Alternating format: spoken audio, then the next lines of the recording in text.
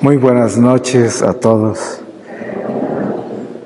Pues primero quiero darle gracias a Dios por el honor y la bendición de estar en este templo con ustedes, en un día tan especial de la Virgen de Fátima con los dos pastorcitos de Santa Jacinta y San Francisco, que la Iglesia hoy conmemora su santidad. Pues nos encomendamos mucho a ellos. Le doy muchas gracias al Padre por su acogida, por la invitación y por su bendición.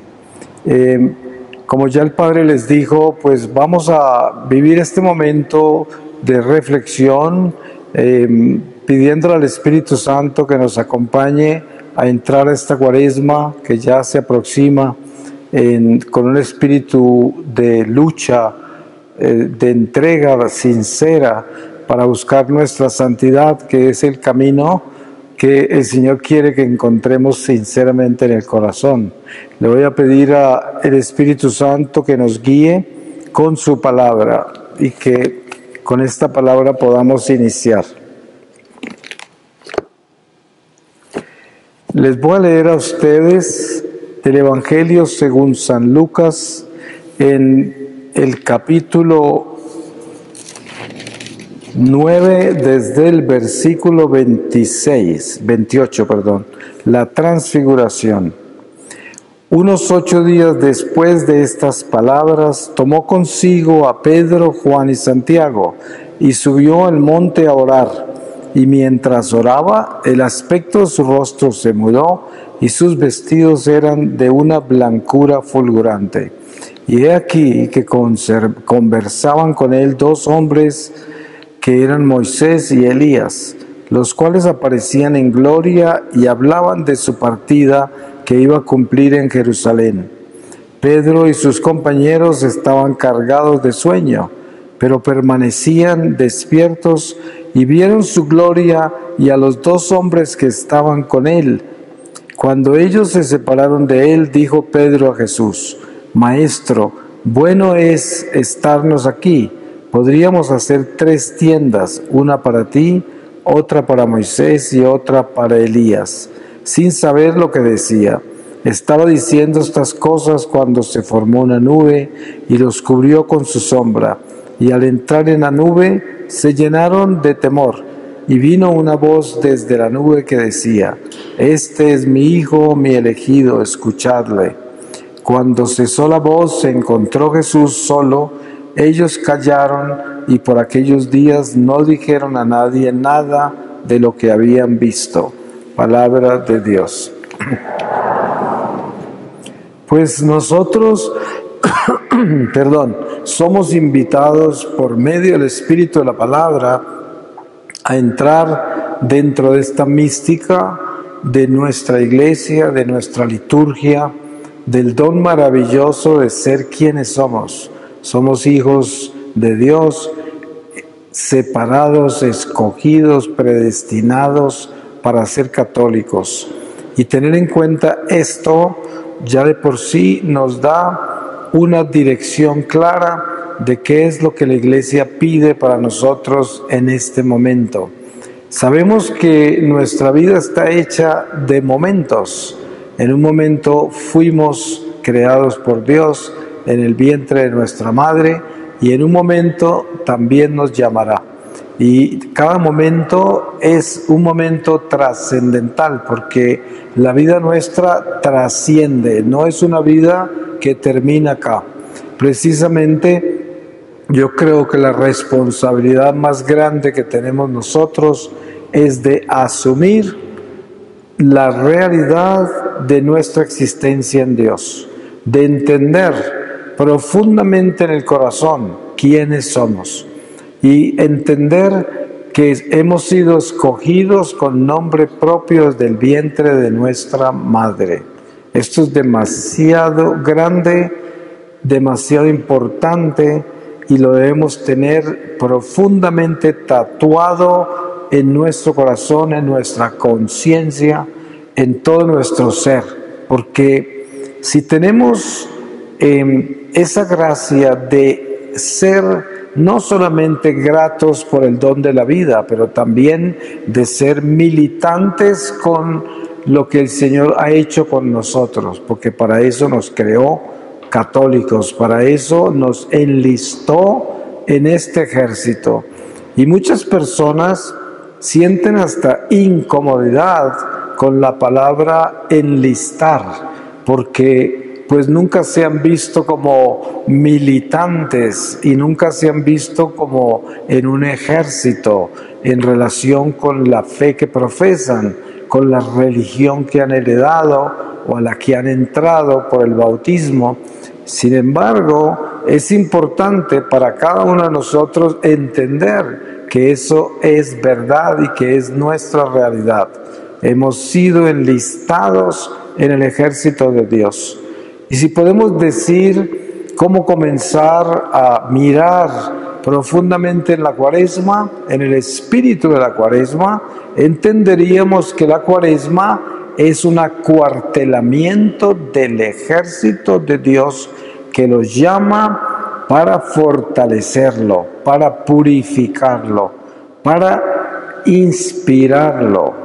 Y solamente un corazón que esté dispuesto a penetrar esa realidad mística puede entender lo que estamos hablando, puede entender lo que Dios pide de nosotros, porque un ejército, primero que todo, tiene que aprender las disciplinas a las que está enlistado, que es nuestra relación con Dios, que es el supremo comandante de este ejército, a quien le debemos total, incondicional obediencia. Y lo otro es tener un corazón dispuesto a dar la vida por esa causa, por el llamado, por la enlistada en que estamos, por esta milicia. Y esto es lo primero. Entonces, la Cuaresma se convierte en algo demasiado importante desde la milicia, pero también algo muy importante desde el corazón, en el sentido de que nuestro corazón tiene que ser circuncidado por ese amor de Jesús, porque eso es lo que Él nos trajo, la circuncisión del corazón. Pero el Señor, en su infinito y perfecto amor, no hace nada sin nuestro fiat, sin nuestro sí. Nosotros tenemos que abandonarnos a Él y entregarle nuestro corazón y estar dispuestos a darlo todo hasta la muerte si es necesario. Y este sentimiento tiene que estar vivo en nosotros, porque de lo contrario seremos siervos inútiles en esta milicia. El mundo cada vez es más oscuro, más perverso. Y es muy normal entender esto, porque entre más tiempo pasa, más se acerca el regreso del Mesías. Ninguno de nosotros sabemos del día ni la hora, pero sí sabemos que el tiempo pasa, y entre más pasa, más se acerca, y el demonio está muy desesperado. Se dan cuenta que San Juan, el evangelista, en el libro del Apocalipsis, escucha una voz que dice: ay de la tierra y del mar, porque Satanás está furioso, porque su tiempo se acaba ya. Y Satanás ha sido enviado allá, también dice esa voz, a la tierra. Entonces, obviamente que podríamos decir que esto que vivió San Juan puede estar en el eterno presente de Dios, fuera del tiempo nuestro, y no podemos localizarnos en esa visión de Juan con relación a nuestro tiempo. Sin embargo, lo que anuncia esa voz es que confirma lo que Jesús nos ha dicho, de que Satanás es el príncipe de este mundo. Aquí ha sido lanzado. Y entonces, ¿qué hace él? Él tiene todas las cartas afuera, todos los juegos los tiene afuera, porque su tiempo se termina. Y sabemos que el demonio no se viste con cachos y con cola, ni huele a azufre. El demonio es un príncipe, Jesús nos dijo, y el príncipe llega perfectamente vestido y perfumado. Además es seductor, el gran seductor. Y por eso este mundo cada vez seduce más las almas con este materialismo, con este consumismo, con este relativismo, con todos los ismos que llevan al abismo. Y ese es Satanás. Y entonces la necesidad de que nosotros como pueblo de Dios nos concienticemos de la batalla espiritual a la cual estamos enfrentados es demasiado importante, porque entonces la Cuaresma se convierte verdaderamente en el acuartelamiento del ejército de Dios que viene a purificar, que viene a preparar, a moldear, a despertar, a inspirar, a fortalecer. Y eso es lo que somos. Si entramos a la Cuaresma con ese espíritu y con esa conciencia, vamos a lograr ser los soldados que Dios quiere que seamos en este momento de la historia. Ustedes saben que nosotros nacimos para este momento y venimos perfectamente equipados para este momento. Estamos perfectamente armados para vivir este momento de la historia. Nada nos toma por sorpresa ni nos queda grande. Estamos preparados, fuimos hechos para esta batalla y el demonio no tiene poder para dominarnos a nosotros. El único poder que tiene es el que le damos nosotros, o cuando Dios así lo dispone para moldearnos o purificarnos a nosotros. Yo siempre pongo el ejemplo de San Pedro y Jesús antes de la pasión del Señor, cuando le dice: Pedro, Pedro, Satanás le ha pedido al Padre permiso para pasarte por el trillo, y yo le he pedido al Padre que no permita que pierdas tu fe. Cuando pases por esto, ve a testificarle a tus hermanos. Ese es un ejemplo de que hay momentos en que el demonio pide permiso para pasarnos por el trillo, y no porque hayamos pecado, no porque estemos contra Dios, sino porque es una prueba de fe. Es como: muéstrame tu fe y te voy a mostrar mi maldad. Eso es lo que el demonio hace. Vamos a ver si tu fe es más grande que mi maldad.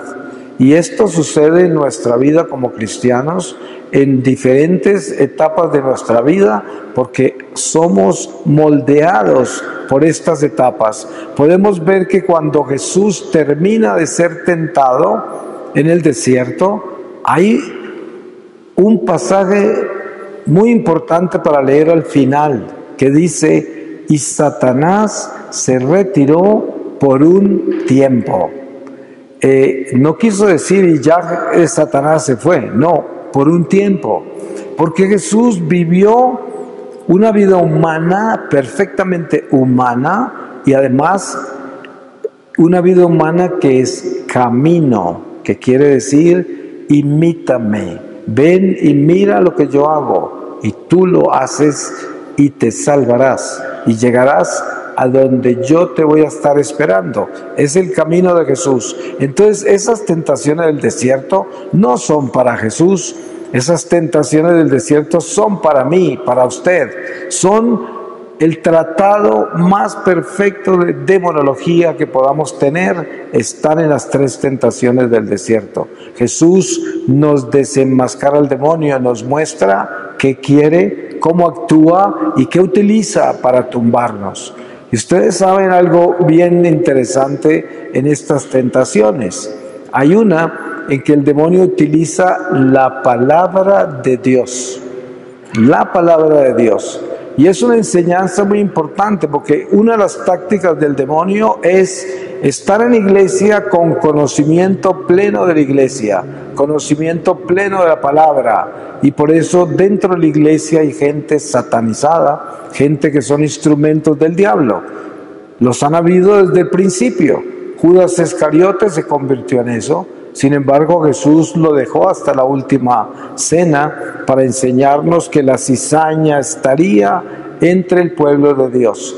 Y es importante que entonces, en este acuartelamiento de Cuaresma, entendamos que el Señor quiere fortalecernos para que podamos enfrentarnos a las batallas o batallas que nos esperan, las que inmediatamente vienen. ¿Por qué? Porque el alimento que recibimos nosotros en la iglesia por medio de la liturgia, si nosotros somos sencillos, obedientes, humildes a lo que Dios nos ha dado en su iglesia, que es santa, entonces encontraremos el suficiente alimento para alimentar el alma y que se pueda enfrentar a lo que nos espera. Porque ¿qué es lo que sucede con un alma alimentada? Un alma que está fortalecida en el Espíritu de Dios, tiene amor, es capaz de perdonar, tiene paciencia y tolerancia y compasión, tiene caridad, es un monstruo contra el diablo. El diablo no resiste ninguna de esas virtudes, lo destruyen. Y por eso Dios quiere que estemos así de fuertes, llenos, brillando en todas esas virtudes que son nuestras armas más poderosas. Sabemos que dentro de lo que la Cuaresma nos pide, que es primero entrar con un corazón contrito, humillado, arrepentido, convencido de su pecado, pero al mismo tiempo convencido de la gracia, porque el pecado es parte de nuestro caminar, pero al mismo tiempo es el desafío más grande que tenemos para decidir por el bien, para decidir por Dios, para cambiar esa fuerza espiritual que hay en nosotros. Como San Pablo muy bien lo explica, en nosotros hay una mancha que no es nosotros, pero está en nosotros y nos inclina a pecar. Entonces, teniendo eso muy claro, sabemos que un acto de contrición perfecto, un arrepentimiento sincero, una entrada a decirle al Señor, tú eres mi Señor, yo me arrepiento y pido tu misericordia. Para llegar a todo eso como Dios quiere que lleguemos, tenemos que entender quién es Jesús, quién soy yo, quién es su iglesia, cuál es la batalla, quién es el enemigo, qué fuerza debo tener yo para combatirlo, cuál es mi misión en este mundo, y cómo es posible que el Señor me haya enlistado en este ejército, quién soy yo no me merezco esto. Todos estos misterios los debemos tener muy claros en el corazón para poder estar conscientes e integrados en lo que hacemos. Cada uno de nosotros hemos sido llamados a una diferente vocación y hay vocaciones sacramentales, ¿cierto? El matrimonio, las órdenes sacerdotales, religiosas, los laicos consagrados, misioneros, y cada uno en su estado vive esta milicia, porque cada uno es importante dentro de este cuerpo místico del Señor que es la iglesia. Como dice la palabra, nosotros somos piedras vivas del templo de Dios, que quiere decir somos células de ese cuerpo, y estamos responsabilizados para que esa célula sea una célula saludable. Y precisamente esa es la batalla más grande, mantener esa célula saludable. Y para mantenerla saludable tenemos que estar fortalecidos espiritualmente, porque la batalla es muy grande y el demonio quiere enfermar esa célula. La quiere hacer una célula que es como un coágulo, que no deja fluir la sangre misteriosa y mística del Mesías, que es la que mueve el cuerpo místico de la iglesia. Y entendamos que nuestra responsabilidad es hacer fluidos en el Espíritu. ¿Y cómo hacemos eso? Primero, pues tenemos que abandonarnos en Dios hasta el punto que entendemos qué quiere decir morir a sí mismo. Ustedes saben que San Pablo en un momento de su vida habla en una forma extraordinaria, testificando que ya no es él el que vive, sino Cristo que vive en él. San Juan Bautista, en un momento dado, que está siendo cuestionado por sus discípulos, dice, yo les dije quién era él, que no tenía ni siquiera el honor de desatarle sus sandalias. Yo tengo que disminuir para que Él crezca. Y nos damos cuenta de este morir a sí mismos. Encontramos el diálogo de Moisés con Dios desde la zarza ardiente cuando le revela su nombre.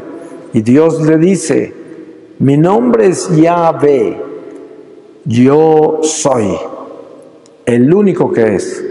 Y en esta revelación del nombre encontramos qué quiere decir ya no soy yo el que vive, y qué quiere decir yo tengo que disminuir para que Él crezca.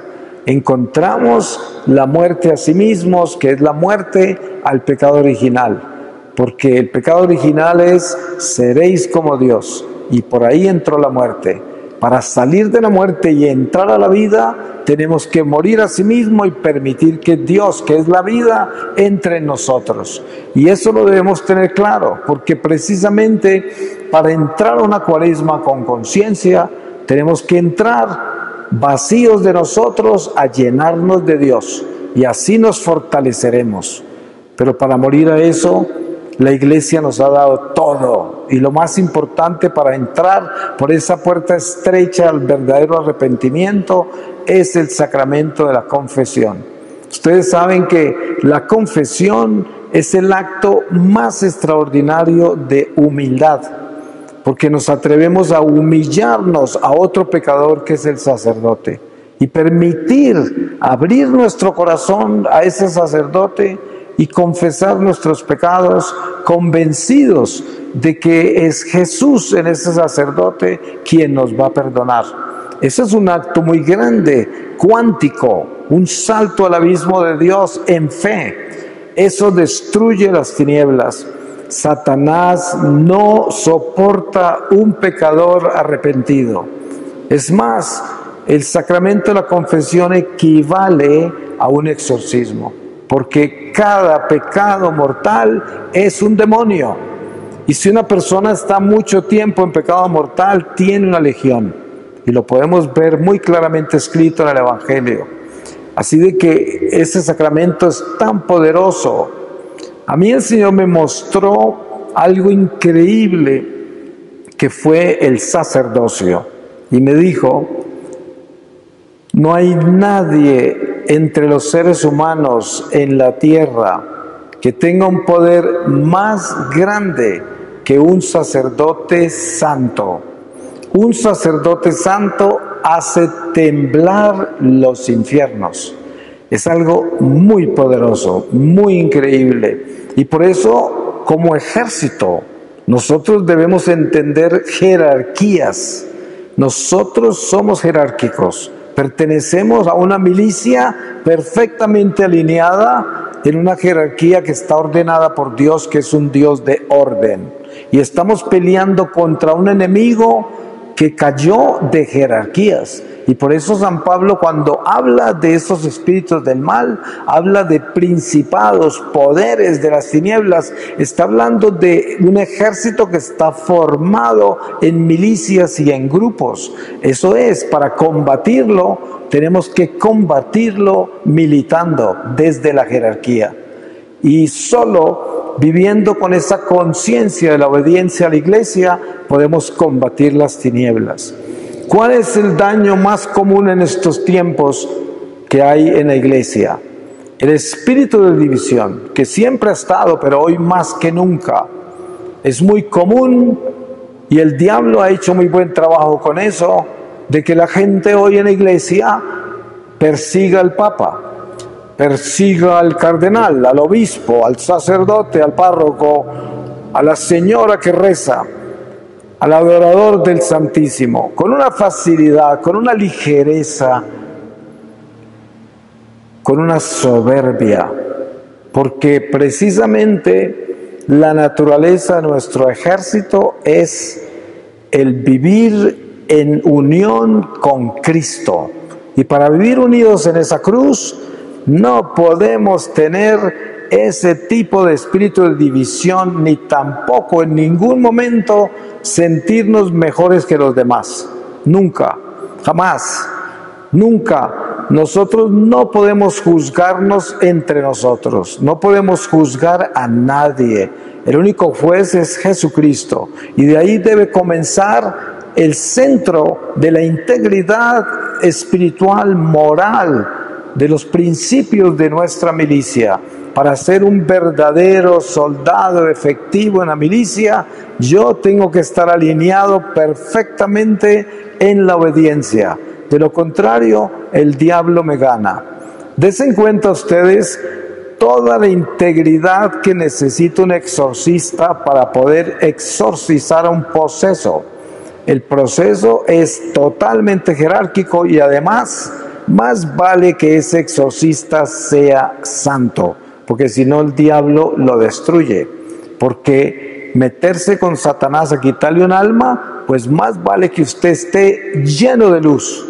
Y de la única manera que está lleno de luz es si está en esa cruz con el Señor.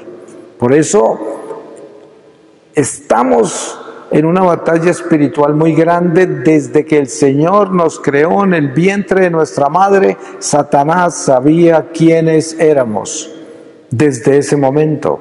Y toda nuestra vida se va a encargar de tratar de apagar esa llama que llevamos del bautismo, ese Espíritu Santo en nosotros, que nunca podrá apagarla, pero tratar podrá, tratar. En mi vida, yo nací en una familia católica en las montañas de los Andes en Colombia, y hasta los 14 años viví la experiencia de la iglesia, pero ya me envían a la ciudad grande, capital de Colombia, años 60, con el hipismo, las drogas, el rock and roll, perdí la fe, me alejo de Dios, y entra el espíritu del mundo en mi vida por 33 años. Yo probé los mejores vinos de la tierra, probé la fama, el dinero y el poder, practiqué todos los tratados que habían ocultistas, metafísicos de la oscuridad, esotéricos, la lista es muy larga. Y el diablo quería apagarme del todo, destruirme del todo. ¿Cuánto no hizo para acabarme? Él sabía que yo venía a hacer algo que él no quería, y yo no sabía, pero él sí sabía. Y cuando el Señor se me aparece a los 47 años, en medio de un secuestro en Colombia, en una cueva, estando encapuchado, amarrado, sentenciado a muerte, comienza esta misión. Ya de 47 años, a los 49 es cuando ya el Señor se me manifiesta para la misión, y ya empiezo a entender esta batalla espiritual y la razón de tantas cosas espantosas que me habían pasado desde mi niñez. Y entendí la batalla, y también entendí la batalla de cada uno de nosotros, nuestra batalla, una batalla contra las tinieblas. Y no es porque nosotros debamos tener miedo de esto, porque si algo ha sucedido en mi vida cuando yo tuve conciencia de lo que el Señor me reveló y de la batalla a la que me envió cuando me llamó a la misión hace 23 años, es de que el miedo desapareció. Apareció fue la fortaleza, apareció miedo al pecado, a eso sí, al pecado, porque es lo que me puede destruir a usted y a mí. Pero lo demás, batallar, asumir la persecución, asumir las burlas de la gente, asumir las humillaciones, asumir todo lo que conlleva vivir para Cristo, servir al Señor, morir para Él. Esto trae consecuencias porque es cruz. Sin embargo, cada prueba nos fortalece más. Cada prueba. Ustedes saben, al final de esa conversación entre Jesús y San Pedro, cuando le anunció que el diablo le iba a pasar por el trillo, al final le dice, cuando pases por eso, ve a testificarle a tus hermanos. Y sabemos que Pedro fue humillado hasta la médula de sus huesos porque negó al Señor 3 veces. Sin embargo, des en cuenta que cuando llega Pentecostés, a ese cuarto de arriba en Jerusalén, el viento, ese viento huracanado, como lo describen las palabras, empujó a Pedro hacia el balcón. Los apóstoles y toda la gente que estaba ahí no le dijeron a Pedro, ve Pedro a hablarles. No, el viento del Espíritu se lo llevó y Pedro se echa este discurso impresionante y empieza esta iglesia ungida del Espíritu a caminar. Y dense en cuenta que todo esto es parte de eso que el Señor enseña, de que cuando pasamos la prueba salimos más fuerte. Los apóstoles acababan de pasar la prueba más espantosa, que fue la pasión del Señor, su muerte en la cruz, y luego el misterio de la resurrección, que los impactó tanto que por 40 días que estuvo entre ellos resucitado, ninguno tuvo el valor de irle a decir a nadie en la Judea, Jesús resucitó. No, todavía no tenían la fuerza del Espíritu Santo, pero hoy que estamos aquí reunidos en este templo y que estamos preparándonos para entrar a la Cuaresma, tenemos que entender una cosa muy claramente. Nosotros ya recibimos Pentecostés. Nosotros tenemos el viento huracanado que se llevó a Pedro al balcón. Ese lo tenemos nosotros soplando en la espalda. Nosotros no tenemos excusa. En nosotros está ese Espíritu de Dios. Y nosotros podemos en cualquier lugar testificar nuestra fe, hablar, y el Espíritu nunca nos dejará solos, siempre estará con nosotros y hablará a través de nosotros. Por eso la palabra dice, de nuestros labios brotarán ríos de agua viva. Así es, así es. Solo necesitamos ser valientes. Ustedes saben que para ser bueno se necesita ser valiente. El infierno está lleno de cobardes y el cielo lleno de valientes. ¿Por qué? Porque para ser bueno hay que ser valiente. Usted tiene que ser muy valiente para perdonar, para amar, para ser paciente, compasivo, tolerante, caritativo. Eso se necesita valentía. Para tener espíritu de servicio, se necesita ser valiente. Porque la cobardía que trae la pereza, estos pecados capitales en la carne, en nuestra vida, aplacan y apagan todas las virtudes. Y por eso, para defendernos y hacernos fuertes, para hacer brillar esas virtudes, alimentarlas, fortalecerlas y convertirlas en nuestras armas, se necesita valentía. Y también se necesita valentía para desear el cielo. Muy importante. Usted alguna vez en su vida, como buen católico que es, ha deseado de todo corazón el cielo. Usted le ha pedido el cielo al Señor. Usted se ha arrodillado a los pies de su cama antes de acostarse y decir, Señor, yo solo quiero llegar al cielo. Es lo único que quiero. Eso está en su corazón, esa es su meta, eso es su prioridad en esta vida, eso es lo que usted más desea, porque si usted no tiene eso como la prioridad más grande de su vida, usted no ha empezado a convertirse todavía. La verdadera conversión del corazón es el deseo infinito de la salvación del alma y poder entrar al reino de Dios. Esa es la verdadera conversión del corazón. Porque de lo contrario, ¿qué tipo de conversión se vive cuando no se desea la salvación del alma y la entrada al reino de Dios? Entonces uno cree que está convertido porque está muy religioso durante esta vida, muy piadoso, muy cumplidor de la ley. Eso no es suficiente. Y Jesús exhortó a los fariseos, por eso ellos cumplían con la ley, ellos eran los más religiosos, ellos tenían todo eso claro y vivían sobre eso y no tenían amor. Por eso lo más importante que debemos entender nosotros es la trascendencia. Eso es, la trascendencia, saber que nosotros tenemos nuestra mirada del alma puesta en un horizonte eterno. Eso es lo que debemos tener claro, porque si tenemos en nuestro corazón la certeza de que tenemos un Dios tan misericordioso que nos vino a dar la vida que habíamos perdido y que nos mostró la salida de esta tumba, la salida de esta prisión que es la muerte. Y dése cuenta de algo bien importante. Jesús lo podríamos llamar nuestro GPS espiritual, el GPS espiritual. ¿Por qué? Porque el Señor desciende, porque estamos abajo. Y luego cuando se va, asciende. Y ahí nos localiza y nos dice, ¿dónde están? Están abajo. Por eso bajé a verlos. Por eso bajé a rescatarlos. Ustedes necesitan seguirme para que puedan subir a donde yo estoy.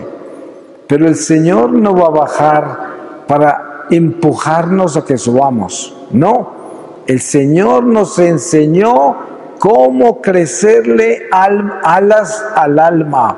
Él nos dio todo lo que necesitamos para que nuestra alma tenga alas y al final de esta vida pueda volar hacia Él. Eso es lo que debemos entender. Y por eso, teniendo los ojos fijos en esta realidad de la vida eterna, ya estamos comenzando a vivir. Por eso, cuando estamos en la misa, estamos recibiendo las primicias de ese banquete celestial. Nos estamos alimentando con ese pan de ángeles que es la Eucaristía, que nos da a nosotros ese sabor de lo que es el paraíso, de lo que es la santa ciudad de luz. Esa es la liturgia de la misa, esa es la esperanza del cristiano en los sacramentos, que vivimos una vida totalmente espiritual, una mística que nos adentra más allá de la realidad de este mundo temporal, porque somos personas espirituales por el bautismo. Y entonces, teniendo esa conciencia, descubrimos quiénes somos. Yo siempre pongo un ejemplo práctico. Usted entra a la iglesia con agua para que el sacerdote la bendiga. Esa agua que usted trae es simplemente agua natural. Y el sacerdote la bendice. Cuando ya está bendita, ya no es natural. Es agua bendita, agua sobrenatural. Sabemos que si usted esparce esa agua y hay espíritus del mal en el aire, huyen porque se queman. Porque cada gotica de esas es nada menos que el Espíritu Santo, que viene de esas manos que están ungidas del sacerdote. Pero vamos entonces hacia nosotros. Entramos un ser humano a la iglesia y es simplemente un ser racional. Venimos a bautizarlo. En el momento que es bautizado, se convierte en un ser sobrenatural. ¿Se pueden imaginar ustedes que si el agua, que es una criatura inferior, tiene la fuerza que tiene para ahuyentar demonios, se imaginan nosotros con el Espíritu que recibimos, que nos transformó de criaturas naturales a criaturas sobrenaturales? Si nosotros nos dejamos llenar de ese fuego del Espíritu de Dios, somos un arma letal para las tinieblas durante nuestra vida en este mundo. Y por eso las estaciones litúrgicas se encargan de mantener el alma saludable, encendida como una antorcha. Eso es lo que la Cuaresma va a hacer por nosotros si entramos de verdad en ella, como debe ser, si entramos espiritualmente en la Cuaresma, no religiosamente meramente, sino espiritualmente, con la mística de la Cuaresma. Ahí nos llenaremos, nos fortaleceremos, nos iluminaremos y esta llama se encenderá mucho más y podemos convertirnos en ese incendio que debemos ser mientras pasamos por este mundo. Ustedes saben que Jesús anunciaba ese fuego cuando decía: vine a traer un fuego. y cómo quisiera que todo estuviera en llamas ya. Él estaba hablando del Espíritu Santo. Nos narran en los Hechos de los Apóstoles que el día de Pentecostés descendieron lenguas de fuego sobre las cabezas de los apóstoles. El fuego que el Señor vino a traer, con el cual quería que todo estuviera en llamas. Y eso somos nosotros. Nosotros somos esa llama, y esa llama debe incendiarlo todo, por donde pasemos, donde vivamos, donde el Señor nos envíe. La misión más importante para nosotros como católicos es la Eucaristía. Nosotros somos instrumentos eucarísticos de reparación. Cuando somos verdaderamente fieles a Dios y estamos en gracia para comulgar, Jesús Eucaristía, en el momento que comulgamos, que hay miles de almas muriendo en peligro de condenación, rescata almas cada vez que comulgamos. Esa es nuestra más grande fortaleza. La misión más importante nuestra es la Eucaristía. Y por eso debemos tener conciencia de orar mucho por nuestros sacerdotes, de orar por vocaciones santas, de orar por el seminario, por la vida religiosa, por el laico consagrado y comprometido, por los matrimonios que viven en santidad, que aman a Dios, que le obedecen a Dios. Tenemos que orar, porque ahí está la fuerza de la iglesia. Ese es el nido de la iglesia, donde salen todas las gracias para que la iglesia continúe militando, peregrina por este destierro hasta que Jesús regrese.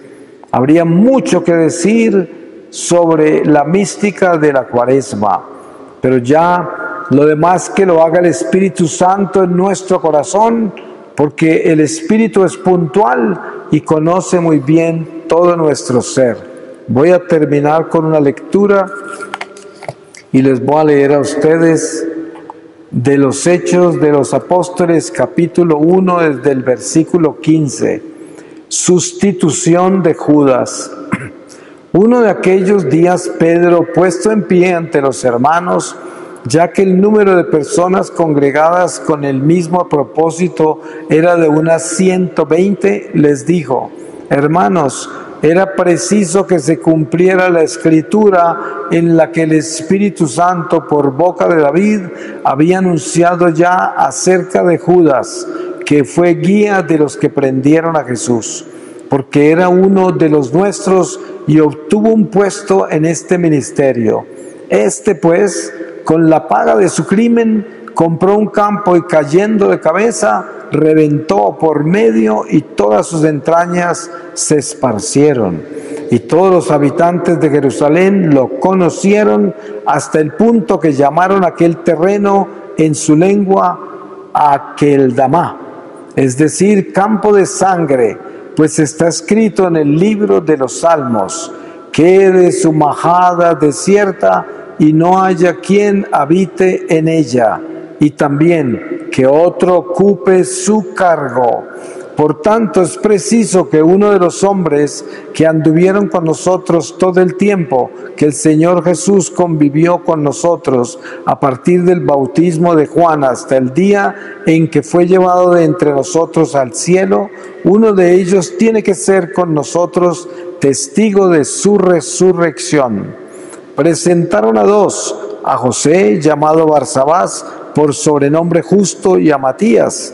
Entonces oraron así: tú, Señor, que conoces el corazón de todos, muéstranos a cuál de estos dos has elegido para ocupar en el ministerio del apostolado el puesto del que Judas desertó para irse a su propio puesto. Les repartieron las suertes, y la suerte cayó sobre Matías, que fue agregado al número de los 12 apóstoles. Palabra de Dios. Pues yo pienso que, para terminar, yo diría que es muy importante para nosotros entender que Dios tiene un plan. Des en cuenta que Judas estaba anunciado desde antaño por los profetas. Des en cuenta cómo Jesús en las bodas de Caná le dice a la Virgen que es contigo, mujer, mi tiempo no ha llegado todavía. Y todo es un plan, y todo está escrito, y todo está dado. Nosotros mismos aquí esta noche fuimos escogidos para estar aquí esta noche, en este templo. Este es el plan de Dios.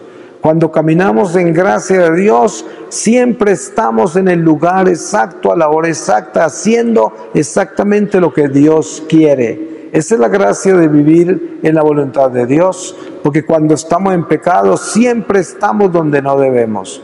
Y por eso, démosle gracias a Dios que permite que nosotros vivamos en la gracia de su voluntad y que seamos parte de su plan divino y que nunca lo vayamos a sabotear viviendo en pecado. Amén.